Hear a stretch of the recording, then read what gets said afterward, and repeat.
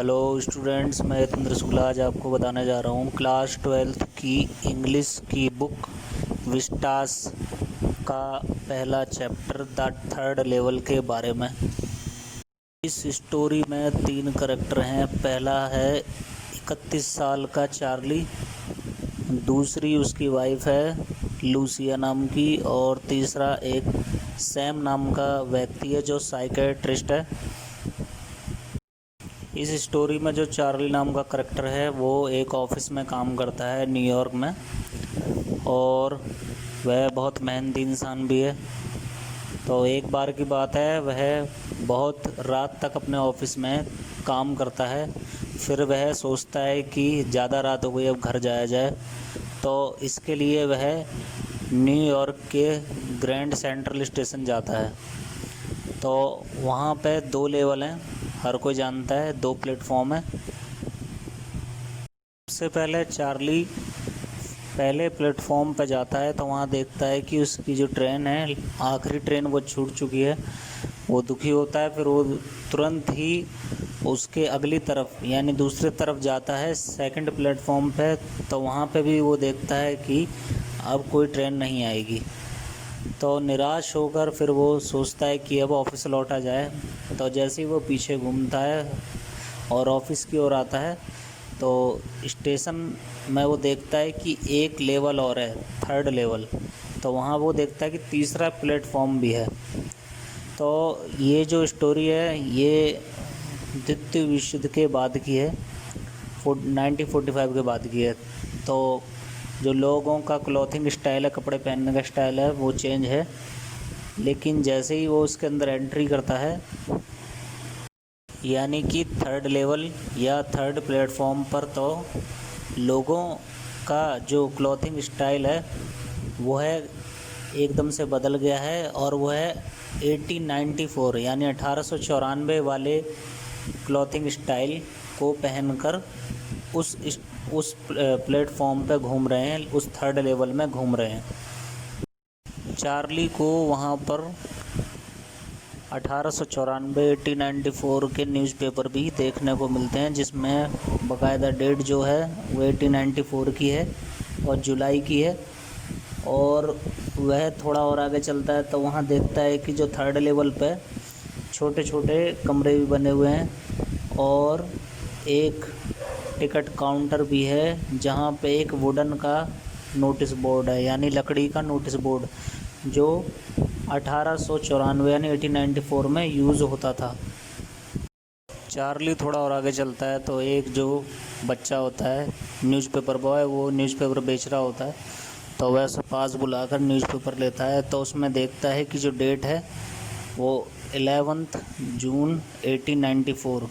तो उसको कंफर्म हो जाता है कि वह 1890s के समय में आ गया है, टाइम ट्रैवल करके। और अखबार जो होता है द वर्ल्ड, वो 1890 का सबसे फेमस अखबार था। इसके बाद चार्ली टिकट काउंटर पर जाता है और टिकट काउंटर पर बैठे व्यक्ति से कहता है कि उसे गेल्सबर्ग जाना है, और गेल्सबर्ग जाने के लिए टिकट मांगता है। और वह जो पैसे देता है वह 1945 के होते हैं, लेकिन जो थर्ड लेवल है वह 1890s का है। तो जो चार्ली पैसे देता है तो जो टिकट काउंटर पर बैठा व्यक्ति है उसे लगता है कि उससे वह फेक मनी दे रहा है। तो इसके लिए फिर वह पुलिस को कॉल करता है। पुलिस को कॉल करते हुए देखते हुए चार्ली वहाँ से चला जाता है।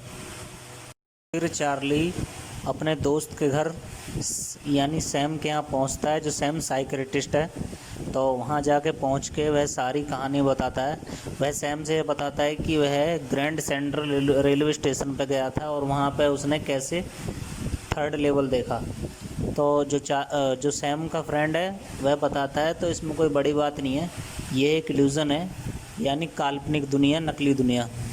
तो सैम भी बोलता है कि जो मॉडर्न वर्ल्ड है, नया ज़माना है, वह दुख, दर्द और डर से भरा हुआ है।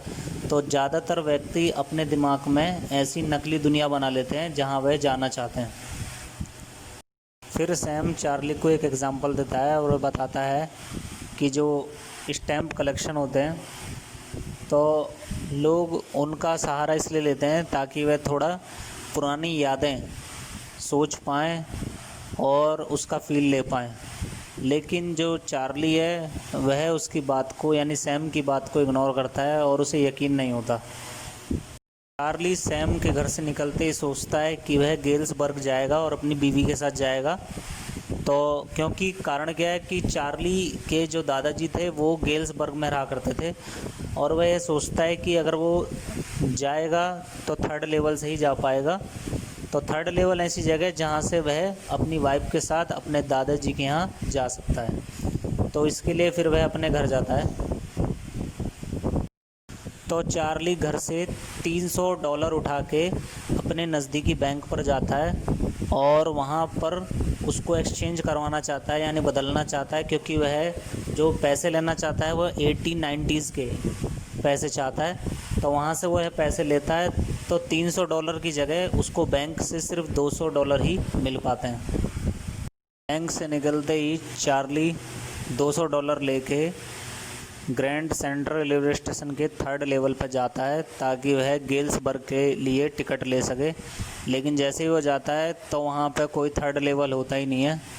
तो इस चीज़ को वह बहुत सर्च करता है और उदास होकर फिर वह घर पे आता है। घर पे आते ही देखता है तो उसकी जो वाइफ लूसिया है चार्ली की, वह बताती है कि जो सैम है वह गेल्सबर्ग गया है अपनी वाइफ को लेकर।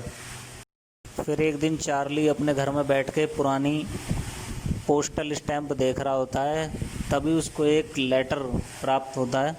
उसमें उसी का नाम लिखा होता है यानी चार्ली का, और वह दादाजी की तरफ से आया होता है उसके। तो वह देखता है उसको, पत्र को खोल के, तो उसमें लिखा रहता है कि सैम और सैम की वाइफ गेल्सबर्ग पहुंच चुके हैं और ये लेटर दादाजी ने इसलिए भेजा है ताकि चार्ली और चार्ली की वाइफ वो भी गेल्सबर्ग आ जाएं। चार्ली एक बात और नोटिस करता है कि जो लेटर की डेट होती है यानी जो चार्ली के दादाजी हैं उसने जो लेटर भेजा होता है उसमें 18 जुलाई और 1894। तो चार्ली को कंफर्म हो जाता है कि ये लेटर उसी समय का है।